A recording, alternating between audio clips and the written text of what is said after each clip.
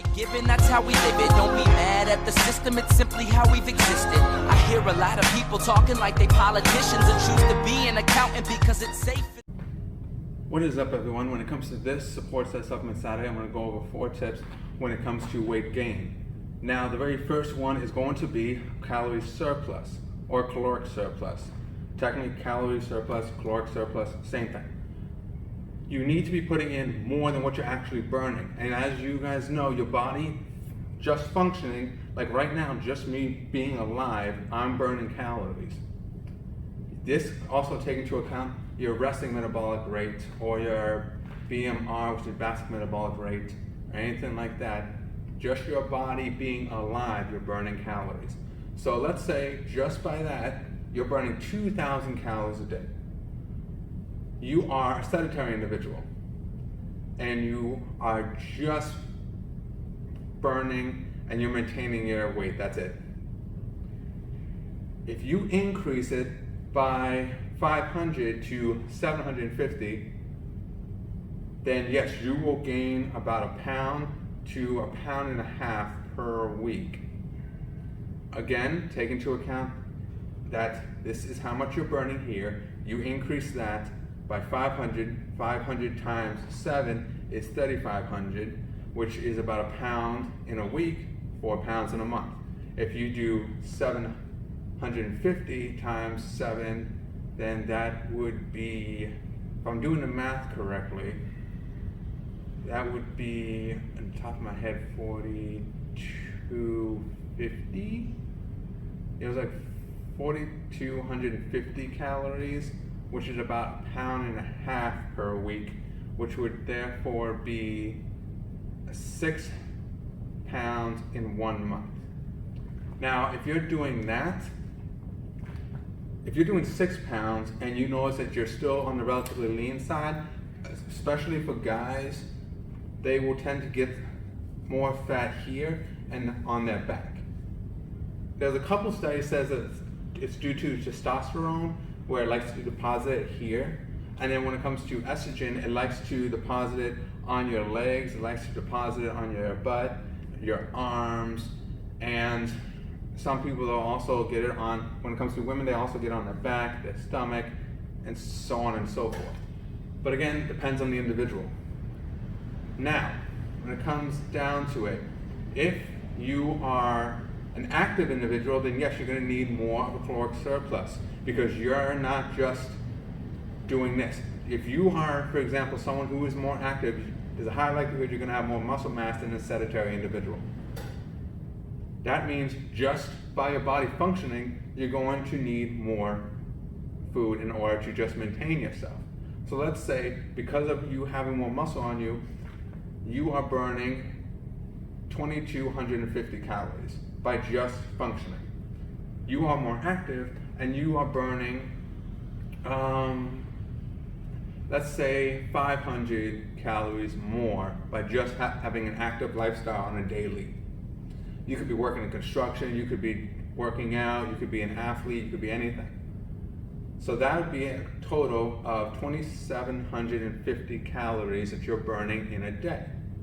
If you increase that by 500, then that would be a grand total of 3,250 calories in order for you to make some slow progress. If you want to do that and you honestly have the patience and you have the discipline, then you'll make some lean bulking. If you are doing like 750 plus, then there's a higher likelihood that it won't be as lean. But if your goal is just to gain some weight on you relatively quick, then yeah, going 750 plus is going to be a better option.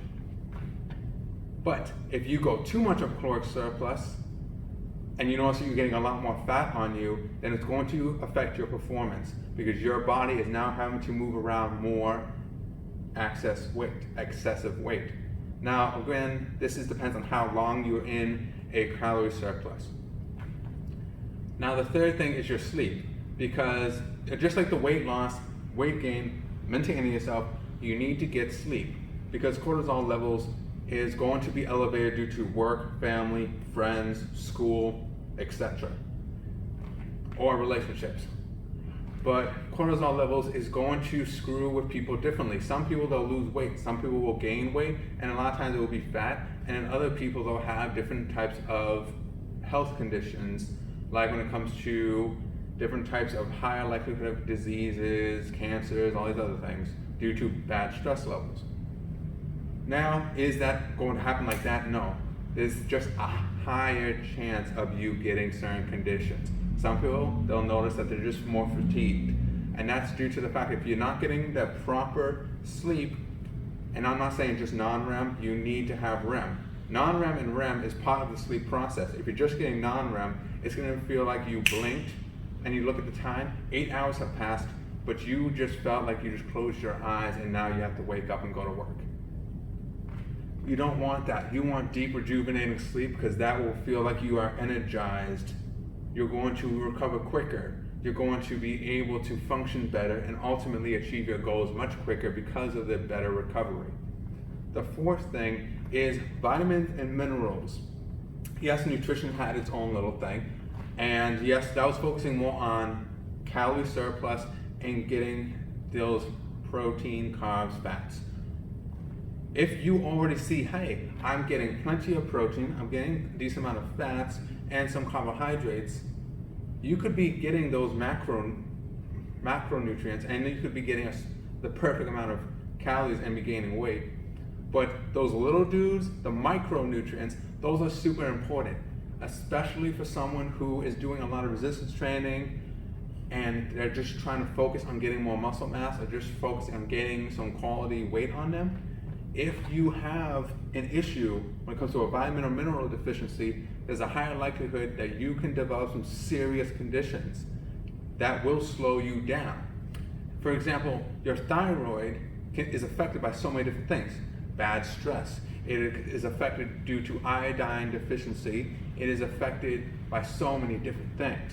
So if you have plenty of vitamins and minerals, then it's not going to screw with the thyroid. Now, yes, vitamin and mineral deficiencies is going to screw with everything else, but I just wanted to use thyroid as an example. Your sleep. Higher cortisol levels will screw with not just your thyroid, but it'll also screw with your energy levels. It'll also screw with your immune system. It'll also screw with the recovery, and by doing that, increase the likelihood of injuries, which no one wants. So just to clarify before I let you guys go, the very first one, be in a caloric surplus. Track what you're eating and find out how much you are burning by just your body being alive and how much you're burning by how active you are. Put those two together, increase it by 500 to 750, and you'll make some slow progress. When it comes to the second thing, when it comes to the training, don't increase it unless you notice that you're gaining a lot more fat. When it comes to the third thing, make sure that you're getting quality sleep, non-REM and REM. The fourth thing is make sure that you're getting those vitamins and minerals. If you're not eating greens, I highly recommend a multivitamin because you need to have that backup. Because if you don't get those vitamins and minerals, I've met people and I've seen people who had deficiencies and it messed them up bad. So I don't want any of that to happen to you guys, no matter what your goals are. If you do have any questions when it comes to weight gain, maintaining yourself, or just weight loss, you could always DM me and I will go over on a grocery list. I'll make a macronutrient split for you. I'll make a daily calorie intake goal. And when it comes to the training, depending on what you want, I can tailor the training regimen for you. As always, stay strong. What you're given, that's how we live it. Don't be mad at the system, it's simply how we've existed. I hear a lot of people talking like they politicians and choose to